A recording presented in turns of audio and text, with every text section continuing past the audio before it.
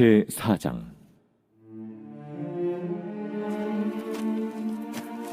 보아스가 성문으로 올라가서 거기 앉아있더니 마침 보아스가 말하던 기업 물을 자가 지나가는지라.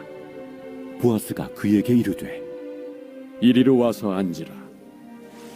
그가 와서 앉으매 보아스가 그 성읍 장로 10명을 청하여 이르되 당신들은 여기 앉으라. 그들이 앉으매 보아스가 그 기업 물을 자에게 이르되 모압 지방에서 돌아온 나오미가 우리 형제 엘리멜렉의 소유지를 팔려 함으로 내가 여기 앉은 이들과 내 백성의 장로들 앞에서 그것을 사라고 내게 말하여 알게 하려 하였노라. 만일 내가 물으려면 물으려니와 만일 내가 물으지 아니하려거든 내게 고하여 알게 하라. 내 다음은 나요 그 외에는 물을 자가 없느니라. 그가 이르되 내가 물으리라.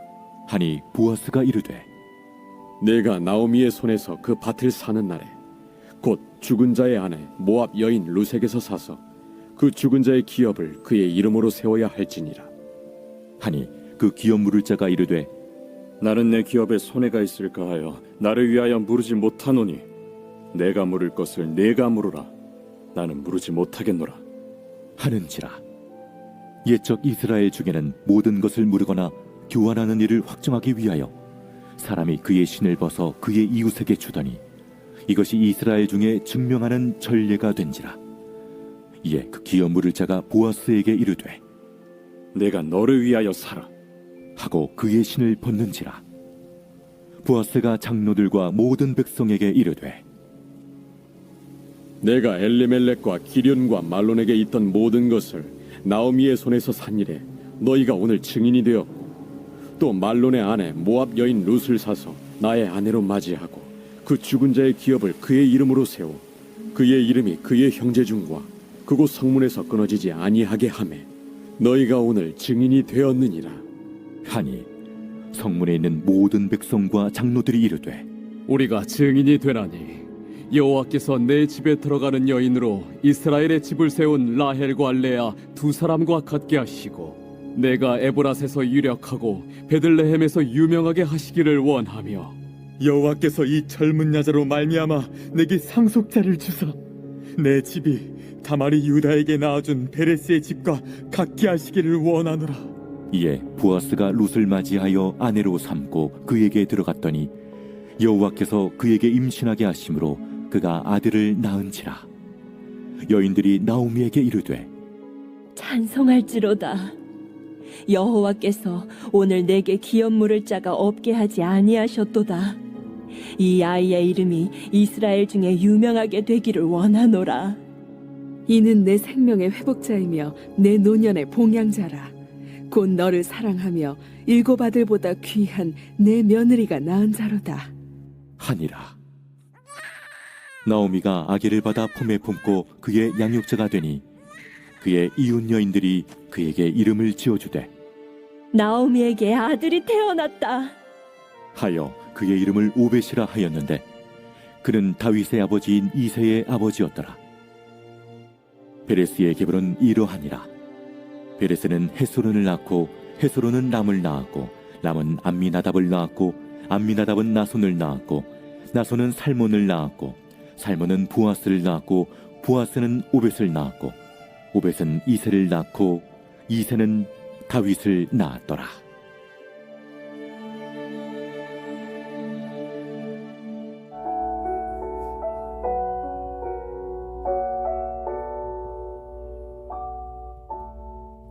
영적 기갈로 허덕이던 사사시대에 보아스와 나오미 그리고 룻의 이야기는 한 모금의 시원한 생수와도 같습니다. 희망이 보이지 않던 그 시대에도 하나님의 인내를 기억하고 실천하며 살려 했던 이 숨은 영웅들이었기 때문이죠. 하나님은 이러한 믿음의 사람들을 통해서 하나님의 놀라운 구원의 역사를 쓰고 계심을 확인하게 됩니다. 보아스는 룻에게 한 약속을 지키고자 기업 물을 책임을 공식적으로 맡기 위한 절차에 들어갑니다. 먼저 자신보다 우선순위에 있었던 이 친족과 그리고 증인이 될 장로 10명을 성문으로 초대하죠. 그리고 우선순위에 있던 친족에게 나오미 가정의 기업 물을 의사가 있는지를 묻죠. 이것은 사실 자칫 보아스가 기업물의 권리를 빼앗길 위험이 있는 일이었음에도 불구하고 그것을 투명하게 절차를 밟아가죠.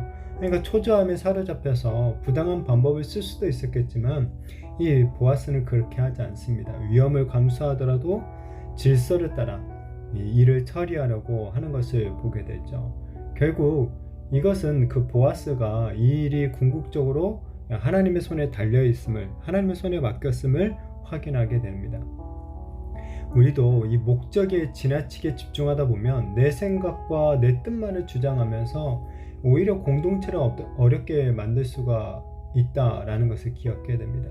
내가 뜻하는 대로 밀어붙이기보다는 비록 우리가 최선을 다하긴 하지만은 궁극적으로는 이 모든 결과를 하나님께 맡기면서 하나님의 뜻에 순종하려는 그런 태도가 필요한 거죠. 나의 열심보다는 하나님의 선하심을 더욱 믿고 의지해야 되는 거고, 하나님의 뜻을 이루어가는 것에 더욱 집중하면서 우리 자신을 그 뜻에 복종시켜야 하는 것입니다.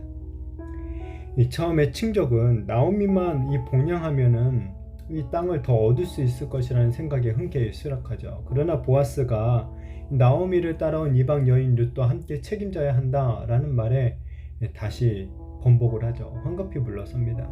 왜냐하면 이제 룻과 결혼을 해서 엘리멜렉의 대까지도 이어줘야 되는 그 책임을 져야 되기 때문입니다.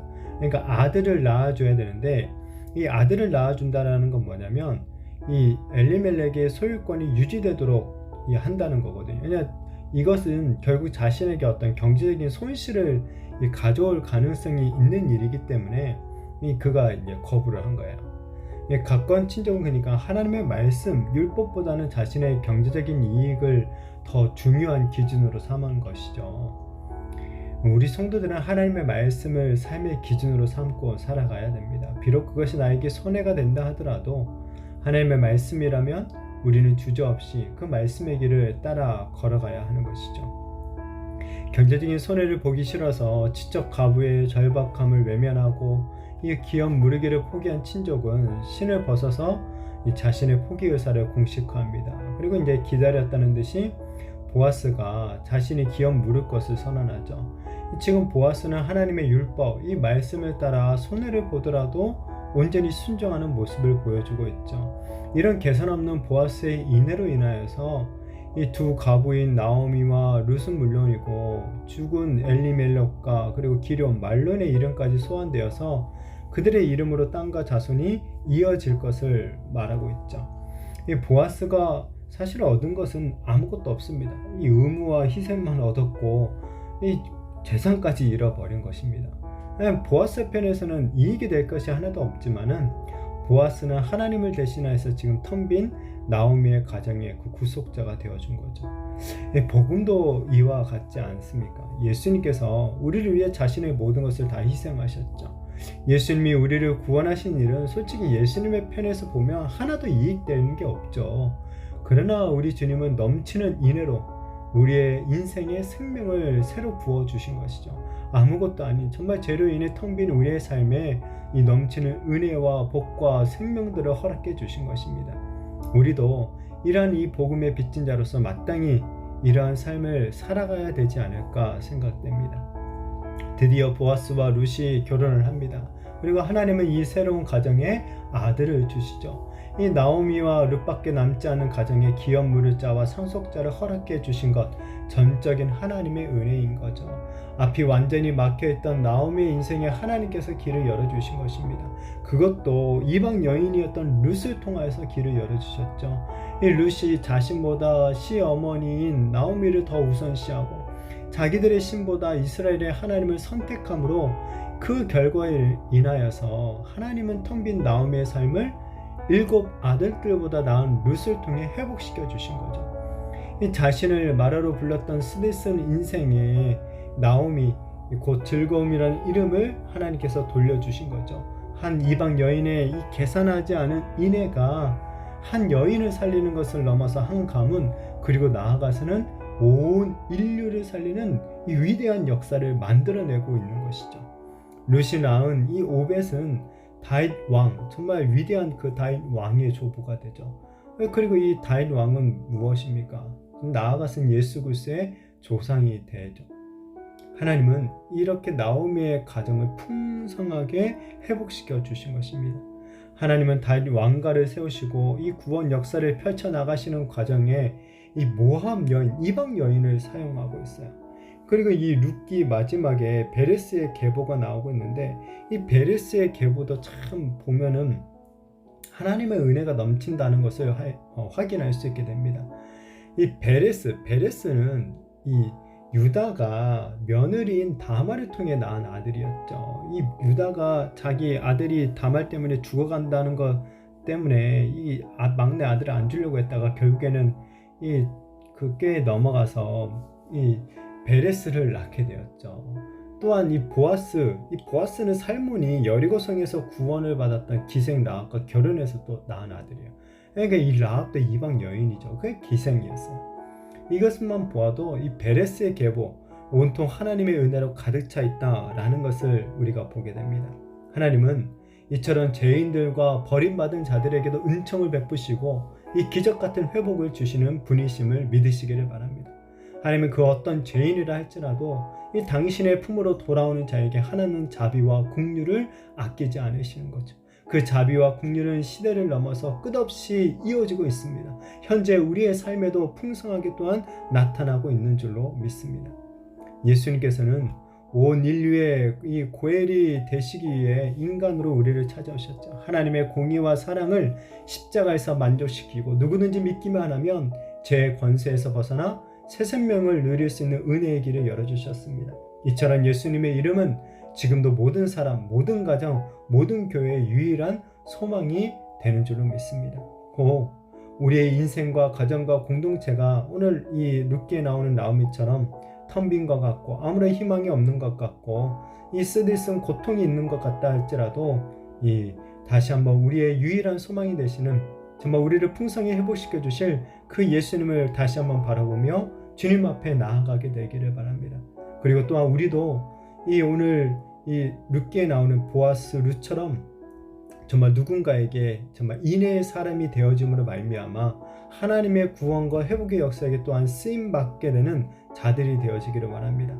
그래서 정말 우리의 개인과 가정과 교회 그리고 이웃의 그 삶 가운데 하나님의 회복의 은혜가 넘쳐나게 되어지기를 예수님의 이름으로 축복합니다.